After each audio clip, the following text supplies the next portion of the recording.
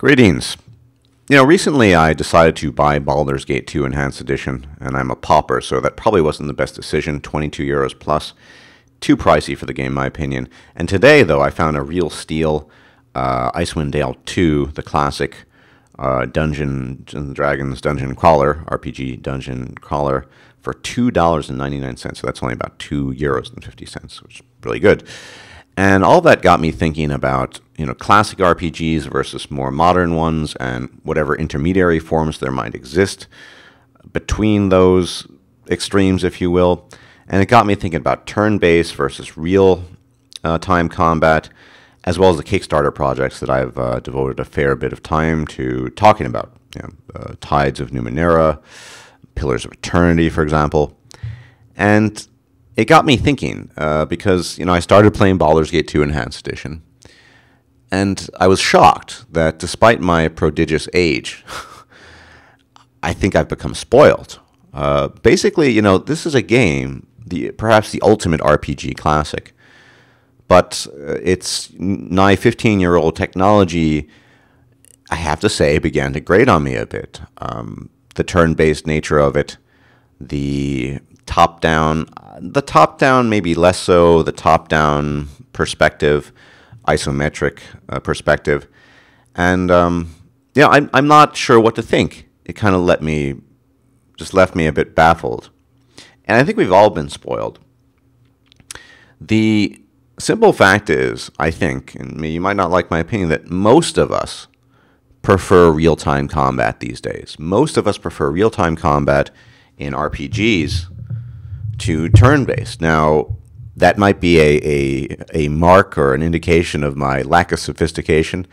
I tried out XCOM, The Enemy Within, very much turn-based, and I had considered purchasing Wasteland 2, also turn-based. And I really do prefer real-time combat. I like the pause, strategize, tactic style of, say, Dragon Age Origins. That was something I really enjoyed a lot. But the turn-based thing, I think, is a bit archaic. Now, the reason why Baldur's Gate 2 or Icewind Dale 2 were turn-based games, well, there are two reasons. One reason was engine limitations, or rather just the technology of the time.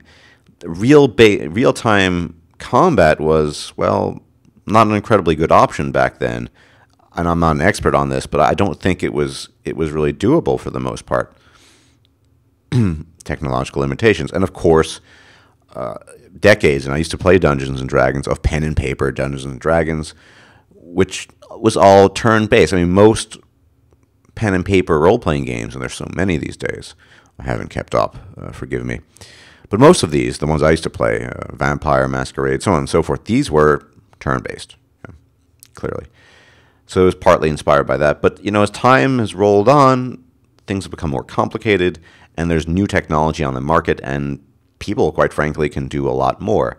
And I admittedly have become spoiled. Or maybe it really is that real-based combat is overall better. I don't know. I think the vast majority of people might agree with me. It doesn't mean I'm right or they're right. I know people who still enjoy turn-based combat, and I guess it's hard to present an argument for realism within the context of being able to pause in the middle of combat, so I won't offer you that argument. But at least the sense that, if you're striking an opponent, you can hit him as you would like, as opposed to, okay, next round comes, and then you have to wait a round and what have you. I think turn-based is great within the context of maybe a strategy game, along the lines of maybe, and I've never actually played this, Europa Universalis, or I guess you would say in English, Europa Universalis. I use the Latin pronunciation there. But I don't really know. I know I have become spoiled. And that got me thinking about the whole real-time combat aspect, that, there has been a progression. Dragon Age Origins, that was real-time. And then they, unfortunately, in my opinion, decided to ramp it up to Dragon Age 2, where it's just over-the-top cartoonish. And as I mentioned before, I'm beginning to see a little bit of that in Dragon Age Inquisition, which, to be honest, is getting me down a bit. I'm not really I'm not into the whole Flash, the chains in Flash. You know, the Inquisitor uses a chain to rope a guy in, like Scorpio from Mortal Kombat. Not really my thing. But the turn-based thing probably isn't my thing anymore either. And I'm shocked to say this because I'm so old as a gamer. I mean, I'm an oldish gamer, rather. But there you have it. And I look at the Kickstarter projects, and I know I'm going to enjoy Pillars of Eternity. I plan absolutely on getting it, assuming I have the money and I'm still alive and I have my health and all those other lovely variables that are a prerequisite for playing games.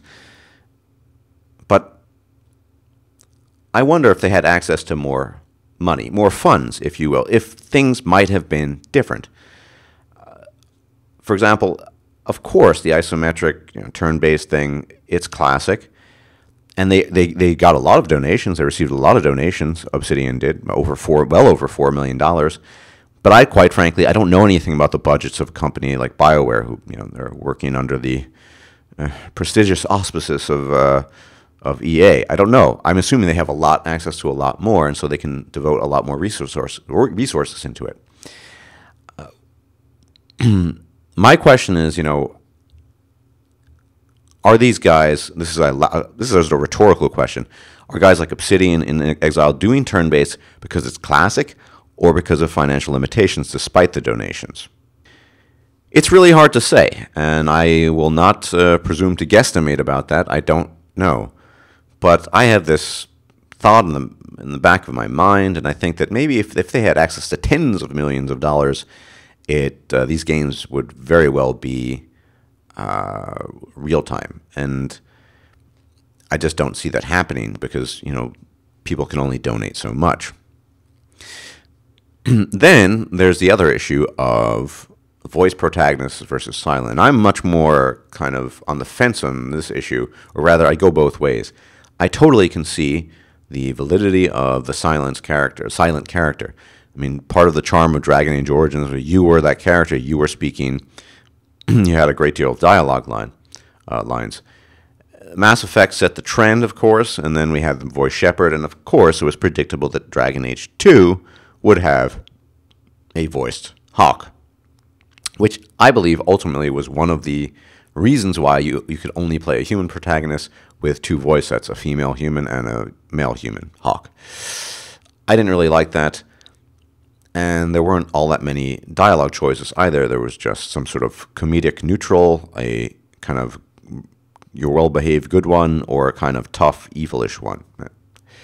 And it really lacked nuance. So that in that regard, I kind of almost look forward to reading off text and making text-based responses. But the trend is nevertheless going into the voice territory. I mean, what modern game of the last 2 or 3 years produced by a major publisher, that is, has been a text-based? It's almost always voiced. RPG, now I'm talking about. So that seems to be the trend.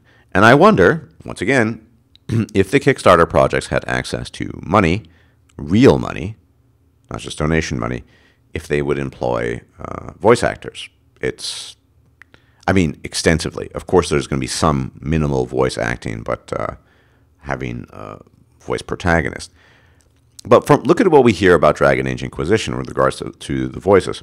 Now, allegedly, according to the sources, you're going to be able to have, allegedly, so we don't know, access to human, Canary, elf, dwarf, male, female. So that's 8 different voice actors, allegedly, who will have a female version for each race and a male version. So, that has to be at least 8. That's a lot of money you have to spend paying voice actors for a protagonist character. So I think at the end of the day, it does come down to resources. Now, I would be interested in hearing people's opinions about, the isometric turn-based versus real-time. I do prefer real-time, I've come to realize, but I still enjoy it. I still enjoy Baldur's Gate, and I'm probably going to enjoy Icewind Dale 2 again, even though that's much more about hack and slash than anything else. But, for $3, I think it's worth it. But I wanted to go, before I end this video, back to the original question that I've maybe kind of hinted at in other videos, that why are these companies gravitating towards Kickstarter? Because with Kickstarter they can, make RPG games they want to make without limitations. Because no major publisher on the market is going to say, yes, make a PC only title. Even CD Projekt, which of course is kind of the champion of PC games. Anyone who's seen the Witcher 3 trailer, wow, that just looks, I hate to use the word, unreal. You'd probably need an extraterrestrial machine to run that thing. Properly, at least, or well. They then port it to console. And then there are 5 console platforms. How does that not suck up resources that could have gone into PC games? And there's just no market for RPG games compared to for FPS games or sports-based games like Madden or FIFA or whatever. So, yeah, the future is looking grim. I mean, pure RPG games, I think, are a thing of the past, except if we keep a thing going with Kickstarter. But the Kickstarter projects will always have inherent financial limitations because people can only donate so much, and they're not mass mega companies such as EA or Bethesda. That's kind of a separate issue, I guess. And look at Wasteland 2. It's top down, turn based. It's probably because they don't have the resources. Most people appreciate the real-time Fallout approach a lot more, or Skyrim approach, if you will. So these are questions I've been having. I'd be interested to hear, or read, what your thoughts are on the matter. If you prefer turn-based combat, I'd be very interested to hear what you have to say about that. But, I just feel like I've kind of outgrown it. It's not that and maybe it's because I've become less sophisticated, I don't know, but someone who grew up with Dungeons and Dragons and playing these games, computer and pen and paper, it's a bit odd. It feels almost sorrowful that I'm sort of parting ways from that. Although I still enjoy it, I think I would prefer real-time Baldur's Gate 2. I wish someone would work on a real-time Baldur's Gate 2 with lots of Easter eggs, with all the modern technological developments and so on and so forth. I really wish that. But that's just a question of time or if anyone's going to bother doing it. That said, spending over 22 euros on Baldur's Gate Enhanced Edition was almost certainly a mistake on my part, and lesson learned. I haven't really gotten that far through in it, but we'll see. So, leave a comment, leave a like if you like it, and I'm curious to see what you have to say about the trend in RPGs. If anything along the lines of turn-based, non-voiced is something outside of the Kickstarter realm that could become popular or would interest you in general. I'm just kind of having a dialogue with you more or less in this video, just exchanging thoughts. So as always, thanks for watching, and may the gods watch over you. Bye-bye.